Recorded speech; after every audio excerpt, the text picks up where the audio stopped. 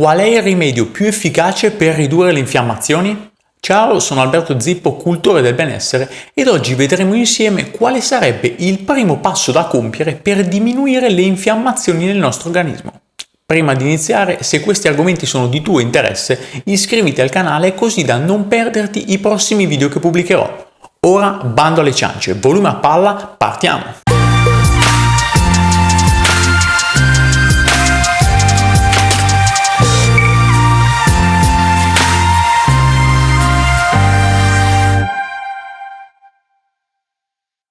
Così come esistono alimenti che riducono le infiammazioni, ve ne sono altri che le generano e dobbiamo cercare di evitarli. Per questo motivo ho deciso di analizzare uno di quest'ultimi, spesso sottovalutato ma davvero pro-infiammatorio. In realtà oggi non vedremo un singolo cibo, ma bensì un gruppo di alimenti su cui sarebbe meglio prestare attenzione. Prima di scoprire di quale gruppo di alimenti si tratta, cerchiamo di capire il perché dovremmo evitarli. Sono certo che tu abbia sentito spesso parlare dell'importanza degli omega 3 nel proprio regime alimentare.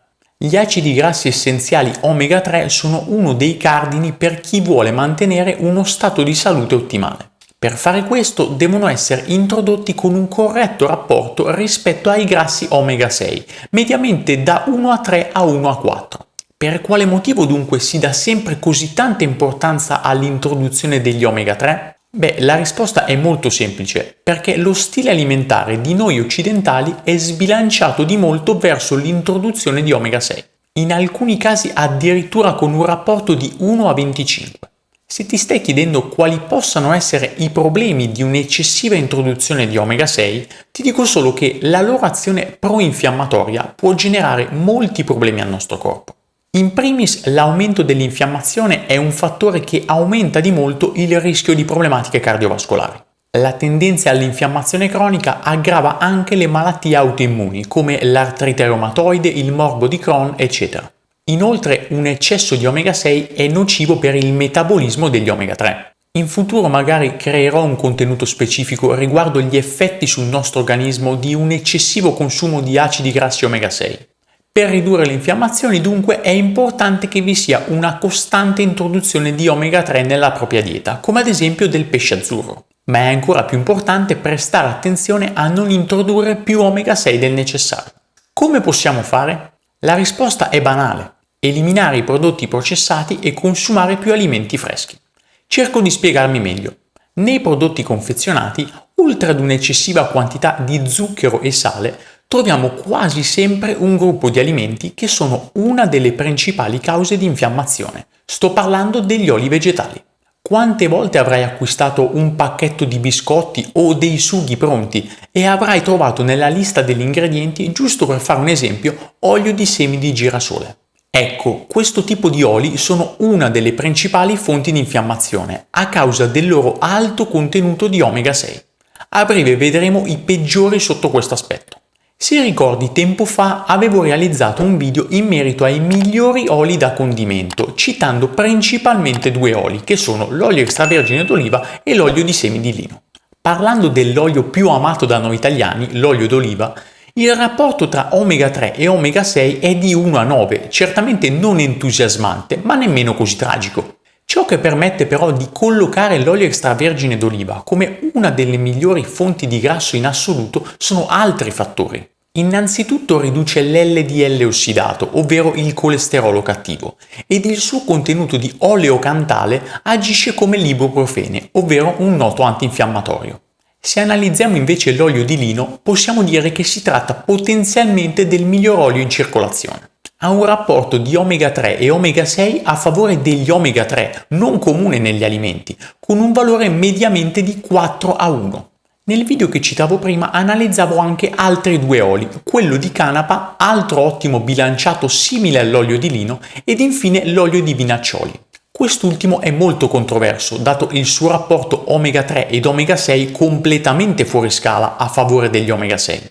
Personalmente lo reputo valido in caso una persona debba riequilibrare rapidamente il suo rapporto omega 3 ed omega 6, dopo aver assunto magari per un certo periodo un'eccessiva quantità di omega 3, specialmente attraverso integratori. Può capitare che, prese dalla foga, alcune persone assumano integratori di omega 3 anche quando non ne hanno bisogno. Di conseguenza, per riequilibrare rapidamente il rapporto omega 3 ed omega 6, l'olio di vinaccioli può fare al caso loro. Torniamo a noi. Accennavo prima quanto sarebbe utile eliminare i prodotti confezionati. Ovviamente non tutti i prodotti confezionati contengono sostanze malsane, ma la stragrande maggioranza sì. Facciamo degli esempi.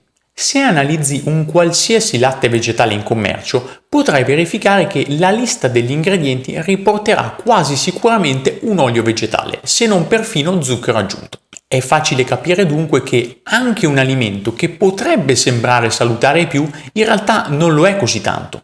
Assumere quotidianamente una bevanda vegetale ricca di omega 6 potrebbe essere una delle cause delle tue infiammazioni.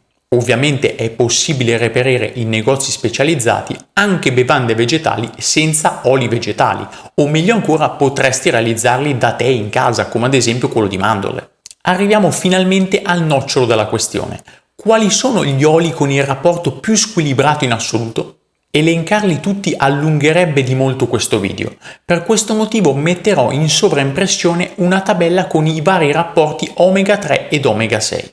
Puoi tranquillamente fare uno screenshot se hai bisogno di avere sempre con te questo elenco. Certamente alcuni oli molto comuni come l'olio di semi di girasole oppure l'olio di semi di mais sono due di questi. Come possiamo dunque ovviare al problema di equilibrare il rapporto omega 3 ed omega 6? Ovviamente evitare gli oli ricchi di omega 6 e, come accennavo prima, consumare del pesce azzurro o magari olio di semi di lino. Come oli da condimento, personalmente do priorità all'olio extravergine d'oliva di alta qualità, introducendo nella mia alimentazione molti alimenti ricchi di omega 3 e prestando attenzione a non introdurne troppi contenenti omega 6. Ricordo che per condire i nostri piatti vi sono altre ottime fonti di grassi.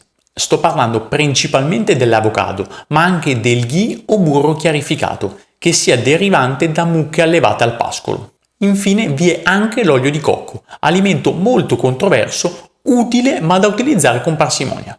È infatti ricco di grassi saturi, di conseguenza non dovrebbe superare più del 10% dell'introito giornaliero di nutrienti. Abbiamo visto quali cibi infiammatori dobbiamo cercare di evitare per il nostro benessere, ma esistono anche validi alimenti antinfiammatori che possiamo assumere. Ne ho parlato in questo video che ti consiglio vivamente di guardare. Spero di esserti stato d'aiuto anche oggi e ci vediamo al prossimo video.